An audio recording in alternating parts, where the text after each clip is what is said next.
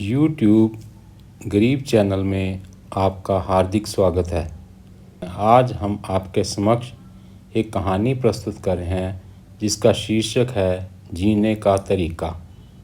दोस्तों, एक बार की बात है, एक आदमी हर समय सोच में पड़ा रहता था कि जीने का सबसे अच्छा तरीका क्या है और दुनिया में किस तरह रहना चाहिए।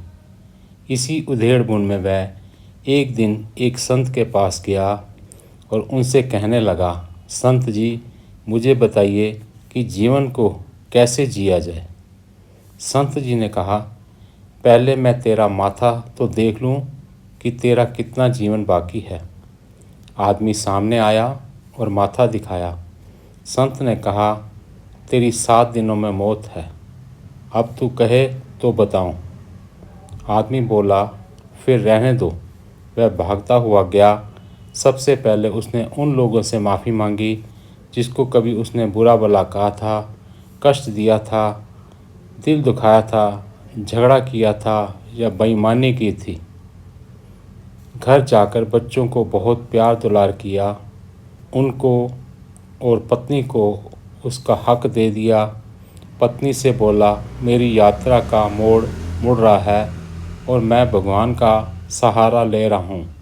हो सके तो तू भी भगवान का सहारा ले। इस तरह से 6 दिन बीत गए।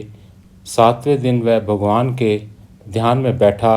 मन बड़ा हल्का था। फिर उसे ध्यान आया कि एक बार संत से चलकर पूछ लें कि कैसे जीना है। अगले जन्म फिर वैसे ही जी लेंगे। चला गया संत के पास। पूछा, महाराज, किस तरह से दुनिया में जीना चाहिए। संत ने कहा कि पहले ये बता कि ये 7 दिन कैसे बीते। ये आदमी बोला, महाराज, ये 7 दिन बहुत आराम और शांति से गुजरे। किसी के साथ कोई लड़ाई झगड़ा नहीं किया, किसी का दिल नहीं दुखाया, किसी को धोखा नहीं दिया। जिनसे पहले कभी कोई मनमुटाव था वह माफ़ी मांगकर दूर किया, दान पुण्य किया और केवल भगवान को याद किया क्योंकि मौत सामने थी।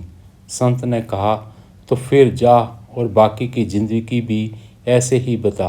वह व्यक्ति बोला, पर महाराज, आपने तो मेरी ज़िंदगी 7 ही दिन की बताई थी। संत ने कहा, मौत तो इन 7 दिनों में ही है। सोमवार नहीं तो मंगल, मंगल नहीं तो बुध, बुध नहीं तो रविवार। यही 7 दिन हैं। इनमें ही आदमी जन्म लेता है और इन्हीं 7 दिनों में मरता है। उम्मीद है आपको यह कहानी पसंद आई होगी। आपका बहुत बहुत धन्यवाद। जल्द ही एक नई कहानी के साथ आपके समक्ष फिर उपस्थित होते हैं। नमस्कार।